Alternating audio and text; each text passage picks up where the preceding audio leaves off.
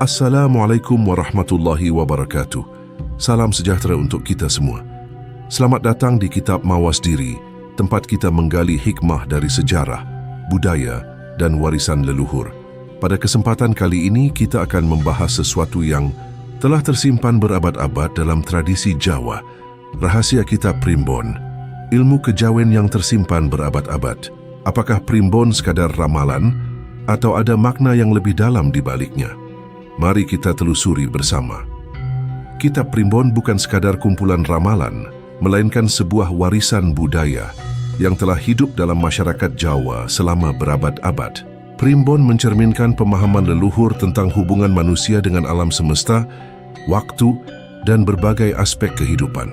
Kitab ini tidak hanya berisi petunjuk mengenai hari baik dan buruk, tetapi juga memuat ajaran mengenai kesehatan, pertanian, hingga strategi perang. Asal-usul Primbon tidak bisa dilepaskan dari pengaruh kepercayaan yang berkembang di Nusantara sejak masa kuno. Sebelum masuknya Hindu-Buddha, masyarakat Jawa telah memiliki sistem kepercayaan animisme dan dinamisme yang sangat kuat. Mereka meyakini bahwa alam memiliki kekuatan gaib yang dapat mempengaruhi kehidupan manusia. Kepercayaan ini kemudian berpadu dengan ajaran Hindu-Buddha yang mulai masuk ke Nusantara sekitar abad ke-5. Dalam periode ini, sistem penanggalan dan ilmu perbintangan dari India mulai diperkenalkan, memberikan dasar bagi penyusunan kalender dan perhitungan hari baik yang kemudian menjadi bagian dari Primbon. Pada masa kerajaan-kerajaan besar seperti Mataram kuno, Kediri, dan Majapahit, pengetahuan mengenai waktu dan siklus alam semakin berkembang. Para pendeta dan cendekiawan istana mencatat berbagai peristiwa penting berdasarkan pergerakan benda-benda langit. Kalender Saka yang diperkenalkan pada abad pertama sebelum Masehi dari India turut memengaruhi sistem perhitungan Jawa. Konsep Weton dan Neptu yang masih digunakan dalam Primbon hingga saat ini kemungkinan besar sudah mulai dirumuskan sejak periode tersebut. Ketika Islam mulai menyebar di Nusantara pada abad ke-15, Primbon tidak serta-merta ditinggalkan. Sebaliknya, ajaran Islam beradaptasi dengan tradisi lokal. Kesultanan Demak dan Mataram Islam memiliki peran besar dalam mempertahankan, sekaligus menyusun ulang ajaran Primbon agar selaras dengan nilai-nilai Islam.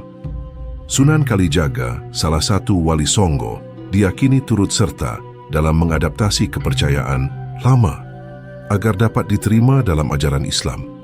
Pada masa inilah muncul kitab-kitab Primbon yang lebih sistematis, menggabungkan unsur Hindu-Buddha, Islam serta kebijaksanaan lokal.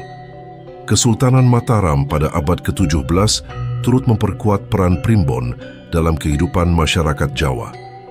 Raja-raja Mataram, terutama Sultan Agung, sangat menaruh perhatian pada sistem penanggalan dan mistisisme Jawa. Pada masa inilah kalender Jawa yang menggabungkan sistem Saka dengan sistem Hijriah disusun. Sejak saat itu Primbon semakin berkembang, tidak hanya digunakan oleh kalangan bangsawan, tetapi juga menyebar ke masyarakat luas. Primbon menjadi bagian penting dalam kehidupan masyarakat Jawa, bukan hanya dalam hal memilih hari baik untuk pernikahan atau perjalanan, tetapi juga dalam memahami karakter seseorang berdasarkan weton kelahirannya. Ilmu ini diwariskan secara lisan maupun tertulis dalam berbagai naskah kuno. Hingga kini Primbon tetap hidup dan digunakan oleh banyak orang meskipun telah mengalami berbagai perubahan seiring perkembangan zaman. Dengan melihat asal-usulnya, jelas bahwa Primbon bukan sekadar ramalan biasa. Ia merupakan hasil akulturasi budaya yang berkembang selama berabad-abad, mencerminkan cara pandang leluhur dalam memahami kehidupan dan alam semesta. Keberadaannya menjadi bukti bahwa kearifan tradisional masih memiliki tempat di tengah perubahan zaman.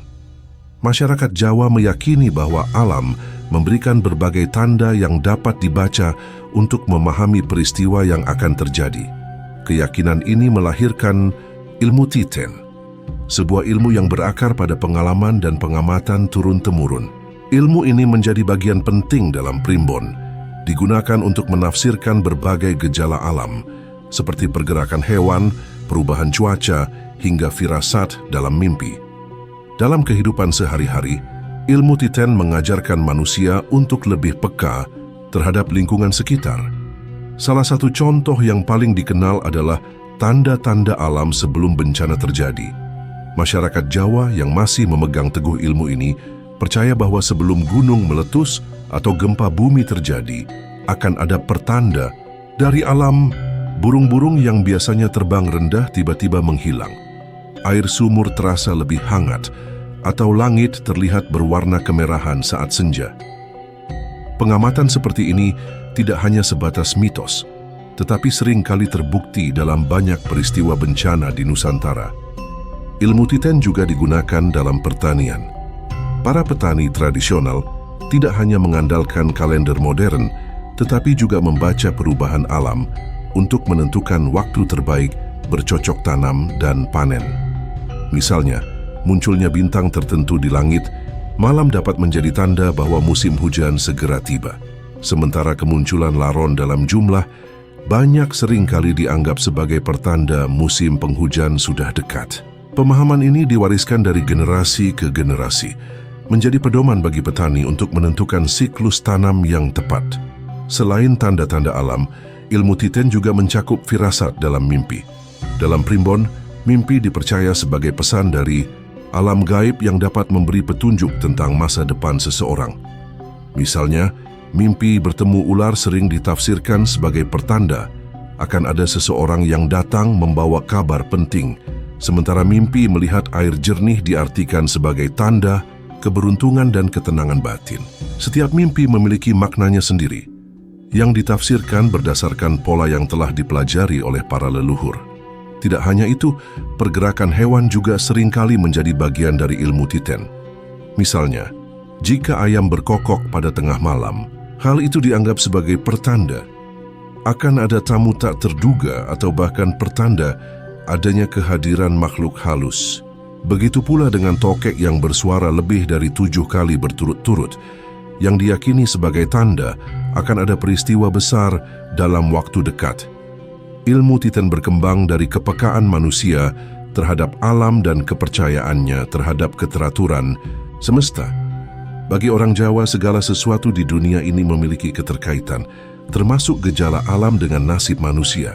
Oleh karena itu, mereka tidak hanya mengandalkan nalar dan logika dalam menghadapi hidup, tetapi juga mempercayai petunjuk-petunjuk alam yang sudah diwariskan oleh leluhur. Meskipun di era modern, banyak yang menganggap ilmu Titen sebagai mitos belaka, tidak sedikit pula yang masih meyakininya. Kepercayaan ini tidak hanya menjadi bagian dari kebudayaan Jawa, tetapi juga menjadi bukti bagaimana masyarakat dahulu mampu bertahan dengan memahami tanda-tanda alam. Ilmu Titen dalam primbon adalah warisan yang mengajarkan manusia untuk lebih peka terhadap lingkungan, memahami ritme alam, dan menjalani kehidupan dengan penuh kewaspadaan serta kebijaksanaan. Dalam kepercayaan masyarakat Jawa, perhitungan hari, lahir atau yang dikenal sebagai weton, memiliki makna yang mendalam. Weton bukan sekadar tanggal lahir, tetapi juga menjadi kunci untuk memahami karakter seseorang, menentukan kecocokan dalam pernikahan, hingga meramalkan perjalanan hidup. Sistem ini telah digunakan turun-temurun dan menjadi bagian penting dalam primbon Jawa.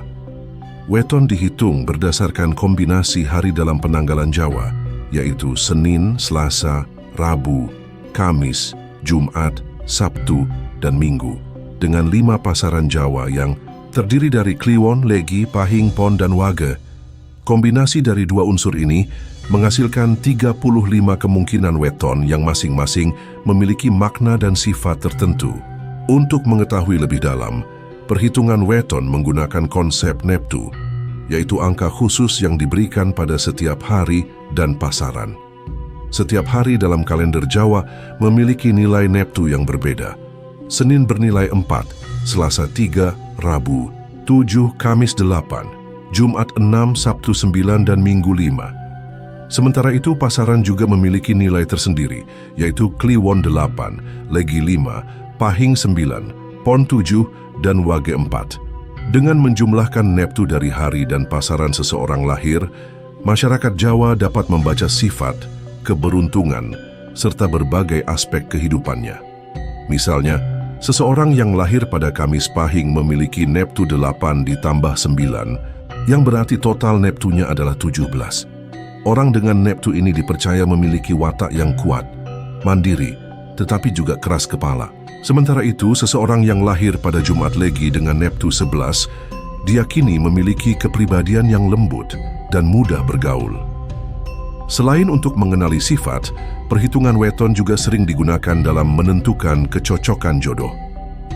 Dalam primbon, keserasian pasangan dihitung dengan cara menjumlahkan Neptu keduanya, lalu hasilnya dicocokkan dengan aturan yang ada. Jika jumlah Neptu pasangan jatuh pada angka tertentu yang dianggap kurang baik, maka hubungan mereka dipercaya akan menghadapi banyak rintangan. Sebaliknya, jika Neptu pasangan menghasilkan angka yang selaras, maka pernikahan mereka diyakini akan langgeng dan penuh keberkahan.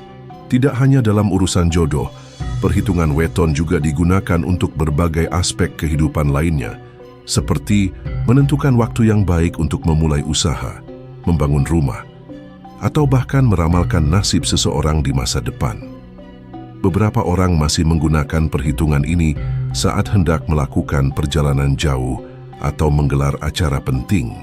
Meskipun zaman telah berubah dan banyak orang tidak lagi bergantung pada primbon dalam mengambil keputusan hidup, kepercayaan terhadap weton masih tetap hidup di tengah masyarakat. Bahkan, dalam beberapa keluarga Jawa, perhitungan weton masih menjadi pertimbangan utama dalam menentukan hari pernikahan atau kelahiran seorang anak. Weton dan Neptu bukan sekadar angka, tetapi mencerminkan cara pandang leluhur Jawa terhadap keteraturan alam dan kehidupan manusia. Bagi yang masih mempercayainya, sistem ini bukan sekadar tradisi, melainkan bagian dari kebijaksanaan yang diwariskan secara turun-temurun, mengajarkan keseimbangan antara takdir dan usaha manusia dalam menjalani kehidupan. Primbon dalam kehidupan sehari-hari tidak hanya sebatas ramalan, tetapi juga menjadi pedoman dalam berbagai aspek kehidupan masyarakat Jawa.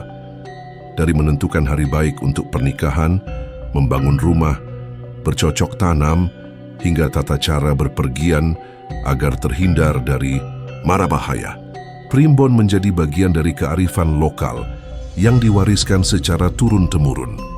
Salah satu penggunaan primbon yang paling umum adalah dalam menentukan hari baik untuk menikah.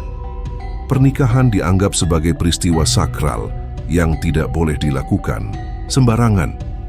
Oleh karena itu, sebelum menentukan tanggal pernikahan, orang Jawa biasanya berkonsultasi dengan primbon untuk memastikan hari yang dipilih membawa keberkahan bagi pasangan yang menikah. Perhitungan ini mempertimbangkan weton kedua mempelai, jumlah Neptu, serta kecocokan hari dalam kalender Jawa. Hari yang dianggap kurang baik biasanya dihindari, karena diyakini bisa membawa kesulitan dalam rumah tangga. Selain dalam urusan pernikahan, primbon juga digunakan untuk menentukan waktu terbaik dalam mendirikan rumah. Masyarakat Jawa percaya bahwa membangun rumah pada waktu yang salah bisa membawa nasib buruk bagi penghuninya. Oleh karena itu, sebelum mendirikan rumah biasanya dilakukan perhitungan weton pemilik rumah, serta pemilihan arah yang sesuai dengan aturan Feng Shui Jawa. Ada juga aturan tertentu mengenai letak pintu, dapur, dan sumur agar rumah tersebut memberikan kenyamanan dan keberuntungan bagi penghuninya. Dalam dunia pertanian, primbon menjadi panduan penting bagi para petani. Sejak zaman dahulu, petani Jawa sudah menggunakan primbon untuk menentukan kapan harus mulai menanam dan panen. Beberapa tanda alam juga diperhatikan, seperti kemunculan bintang tertentu di langit, atau perilaku hewan seperti laron dan katak yang menandakan pergantian musim. Hal ini membuktikan bahwa primbon bukan sekadar takhayul, tetapi juga merupakan bentuk ilmu titen yang lahir dari pengalaman panjang dalam mengamati pola alam. Tidak hanya itu, primbon juga memberikan panduan mengenai tata cara berpergian agar terhindar dari mara bahaya. Bepergian pada hari-hari tertentu dianggap kurang baik dan sebaiknya dihindari, terutama jika tujuannya jauh atau melewati daerah yang dianggap angker. Beberapa orang bahkan masih melakukan ritual tertentu sebelum pergi, seperti membaca doa atau membawa benda tertentu yang diyakini bisa menangkal gangguan dari makhluk halus. Dalam primbon, ada juga aturan mengenai arah yang baik untuk memulai perjalanan yang konon bisa mempengaruhi keselamatan seseorang di perjalanan. Kepercayaan terhadap primbon dalam kehidupan sehari-hari menunjukkan betapa eratnya hubungan antara masyarakat Jawa dengan tradisi dan kebijaksanaan leluhur. Meskipun di era modern banyak yang mulai meninggalkan praktik ini, tidak sedikit pula yang masih mempercayainya dan menggunakannya sebagai pedoman hidup. Bagi mereka, primbon bukan hanya soal ramalan, tetapi juga bagian dari usaha untuk mencapai kehidupan yang lebih harmonis dan selaras dengan alam.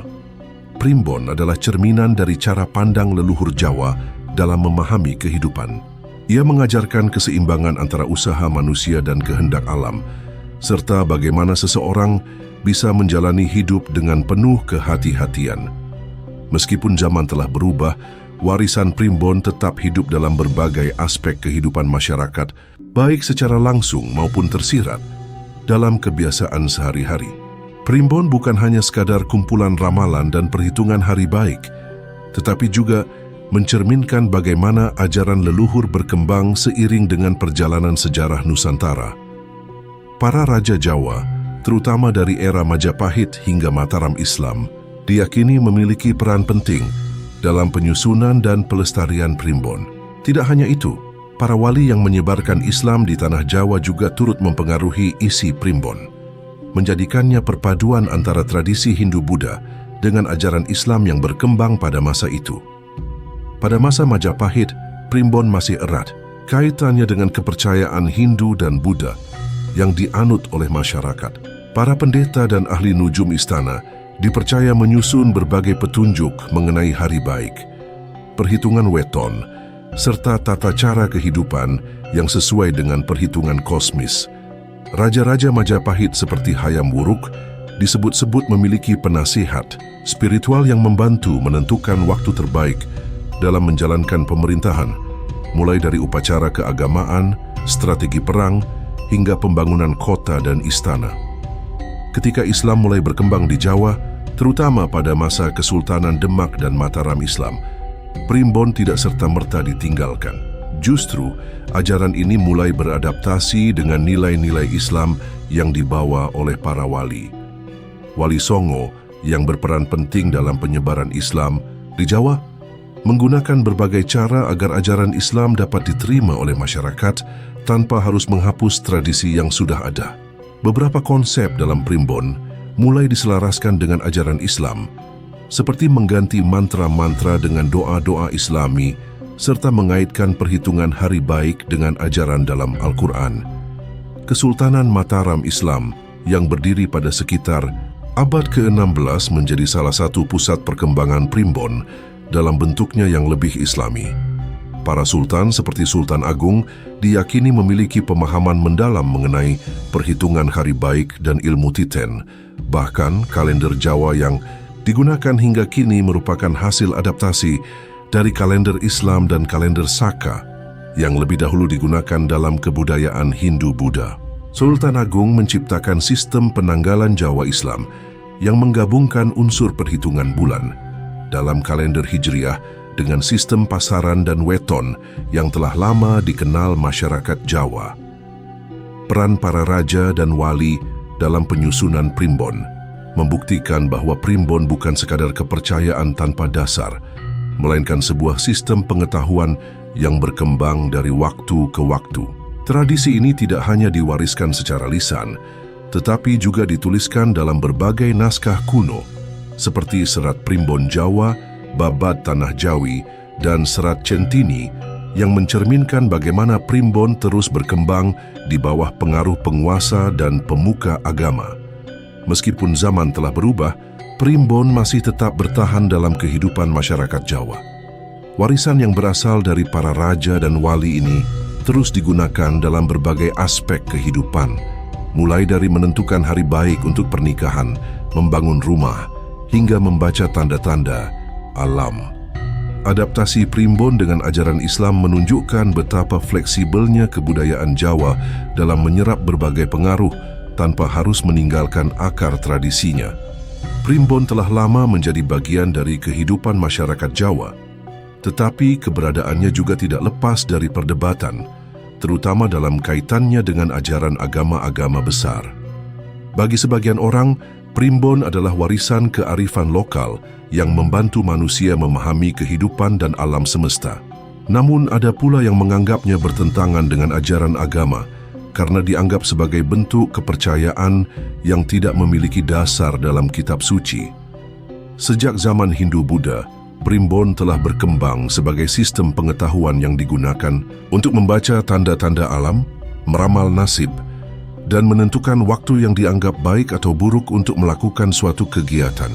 Ketika Islam mulai berkembang di Jawa pada sekitar abad ke-15, muncul berbagai adaptasi agar primbon tetap bisa diterima oleh masyarakat yang mulai beralih ke ajaran Islam. Beberapa unsur primbon yang bersifat ritualistik atau berhubungan dengan mantra dan sesaji mulai disesuaikan dengan doa-doa Islami. Wali Songo sebagai tokoh penyebar Islam di tanah Jawa memahami bahwa masyarakat memiliki kepercayaan mendalam terhadap primbon sehingga mereka tidak menentangnya secara langsung, melainkan berusaha mengislamkan sebagian isinya. Namun, seiring dengan berkembangnya ajaran Islam yang lebih puritan di Nusantara, primbon mulai mendapat tantangan. Beberapa kelompok Islam berpendapat bahwa primbon terlalu dekat dengan praktik ramalan yang dilarang dalam ajaran Islam. Mereka menolak konsep perhitungan weton, hari baik, atau ilmu titen karena dianggap bertentangan dengan konsep takdir dalam Islam yang mengajarkan bahwa hanya Tuhan yang mengetahui masa depan. Dalam pandangan ini, mempercayai primbon dianggap sebagai bentuk syirik atau menyekutukan Tuhan. Di sisi lain, sebagian masyarakat masih melihat primbon sebagai bagian dari budaya, bukan sebagai keyakinan yang harus diimani sepenuhnya. Mereka menganggap primbon sebagai pedoman yang diwariskan oleh leluhur untuk membantu manusia menjalani kehidupan dengan lebih berhati-hati. Misalnya, perhitungan hari baik dalam pernikahan atau membangun rumah tidak selalu dianggap sebagai ramalan, melainkan sebagai tradisi yang bertujuan untuk menciptakan harmoni dalam kehidupan. Agama-agama lain yang berkembang di Nusantara juga memiliki sikap yang beragam terhadap primbon. Dalam kepercayaan Hindu dan Buddha, konsep primbon masih selaras dengan ajaran mereka tentang siklus kehidupan dan karma. Oleh karena itu, di beberapa daerah yang masih kuat dengan tradisi Hindu-Buddha, seperti Bali, primbon masih digunakan secara luas tanpa banyak perdebatan. Seiring dengan modernisasi dan globalisasi, primbon menghadapi tantangan baru. Generasi muda yang lebih banyak terpapar pemikiran rasional dan ilmiah mulai mempertanyakan keabsahan primbon. Namun, menariknya, di saat yang sama, primbon juga tetap bertahan dalam berbagai bentuk. Banyak orang yang mungkin tidak lagi mempercayai primbon secara mutlak, tetapi tetap menggunakannya sebagai bagian dari tradisi keluarga atau kearifan lokal yang dihormati. Perdebatan antara primbon dan agama tidak akan pernah benar-benar selesai. Namun yang jelas, primbon telah menjadi bagian dari perjalanan panjang budaya Jawa dan tetap bertahan di tengah perubahan zaman. Bagi sebagian orang, primbon bukanlah soal benar atau salah, melainkan soal bagaimana manusia menghormati warisan leluhur sekaligus menyesuaikannya dengan keyakinan yang dianut. Di zaman modern, primbon mengalami transformasi yang tak terhindarkan. Dahulu, primbon hanya bisa ditemukan dalam kitab-kitab kuno yang ditulis di daun lontar atau kertas dengan aksara Jawa. Kini, primbon hadir dalam bentuk yang lebih mudah diakses, mulai dari aplikasi ponsel hingga konten di media sosial. Perkembangan ini menimbulkan pertanyaan, apakah digitalisasi primbon menandakan kebangkitan kembali ajaran leluhur atau justru mereduksi makna aslinya? Di satu sisi, primbon yang tersedia dalam bentuk digital membuatnya lebih dikenal oleh generasi muda. Orang-orang yang sebelumnya tidak memiliki akses ke kitab primbon kini dapat dengan mudah mencari perhitungan weton, ramalan jodoh, atau tafsir mimpi hanya dengan sekali klik. Namun di sisi lain, kemunculan primbon dalam dunia digital juga membawa tantangan tersendiri. Banyak informasi yang beredar tanpa sumber yang jelas dan seringkali terjadi penyederhanaan makna yang membuat primbon hanya sekadar hiburan semata. Aisyah, Selain itu, aspek mistik dan filosofis dalam primbon bisa saja tergerus oleh era digital yang serba cepat dan instan. Meski demikian, digitalisasi primbon menunjukkan bahwa warisan leluhur ini masih relevan dalam kehidupan masyarakat. Apakah ini menjadi bentuk kebangkitan atau kemunduran? Semuanya tergantung pada bagaimana primbon dipahami dan digunakan oleh generasi masa kini. Masa depan primbon menjadi pertanyaan besar di tengah derasnya arus modernisasi. Apakah primbon masih akan bertahan sebagai tradisi yang diwariskan turun-temurun atau hanya menjadi sekadar hiburan yang lama-kelamaan dilupakan? Di kalangan masyarakat Jawa, primbon masih memiliki tempat terutama bagi mereka yang menjunjung tinggi nilai-nilai leluhur. Perhitungan weton, hari baik, dan ilmu titen masih digunakan dalam berbagai acara adat, seperti pernikahan, pembangunan rumah, hingga perjalanan jauh. Bagi sebagian orang, primbon bukan sekadar ramalan, tetapi pedoman untuk menjalani hidup dengan lebih hati-hati dan penuh pertimbangan. Namun, tantangan terbesar bagi primbon adalah bagaimana ia bisa tetap relevan bagi generasi muda yang lebih akrab dengan pemikiran rasional dan berbasis sains. Banyak yang menganggap primbon tidak lebih dari mitos dan tak memiliki dasar ilmiah yang jelas. Apalagi di era digital, informasi yang tersedia semakin luas, membuat orang lebih mudah membandingkan ajaran primbon dengan pendekatan logis dan modern. Meski begitu, primbon belum benar-benar ditinggalkan. Digitalisasi telah memberi napas baru bagi primbon, meskipun dalam bentuk yang lebih ringan dan seringkali dijadikan hiburan. Beberapa anak muda tetap tertarik untuk mempelajarinya, bukan sebagai kebenaran mutlak, tetapi sebagai bagian dari warisan budaya yang perlu dipahami. Akhirnya, apakah primbon akan terus hidup atau hanya menjadi cerita masa lalu?